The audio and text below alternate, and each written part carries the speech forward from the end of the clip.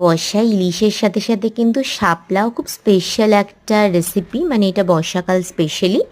তো দেখে নাও কী করে রেসিপিটা মা তৈরি করেছে। প্রথমে সর্ষের তেল অল্প একটু যোগ করে গরম করে নিয়ে তাতে কালো জিরে ফোড়ন, পেঁয়াজ কুচি, রসুন কুচি যোগ করে হালকা বাদামি করে ভেজে নিয়ে তারপর নুন হলুদ দিয়ে মাখিয়ে রাখা কুচো চিংড়ি পরে আমরা যোগ করেছি। তার আগে মশলার মধ্যে হলুদ গুঁড়ো, শুকনো লঙ্কার গুঁড়ো, জিরে গুঁড়ো, ধনে গুঁড়ো যোগ করে তারপর চিংড়ি মাছটাও যোগ করে নেওয়া হয়েছে। তারপরে ভালো করে নাড়াচাড়া করে নিয়ে তাতে টমেটো কুচি আর কাঁচা লঙ্কা যোগ করে তারপরে শাপলা যোগ করা হয়েছে, সাথে পরিমাণ মতো নুন যোগ করে ভালো করে নাড়াচাড়া করে নিয়ে তারপর ঢাকা দিয়ে মোটামুটি মিডিয়াম ফ্লেমেই প্রায় 10 মিনিট মতো ঢাকা দেওয়া হয়েছে, লো টু মিডিয়াম ফ্লেমে। তারপর ঢাকা খুলে এতে বেশ কিছুটা চিনি যোগ করে আরেকটু নাড়াচাড়া করে মোটামুটি 5 মিনিট মতো লো ফ্লেমে রেখে নিলেই তৈরি শাপলা চিংড়ি।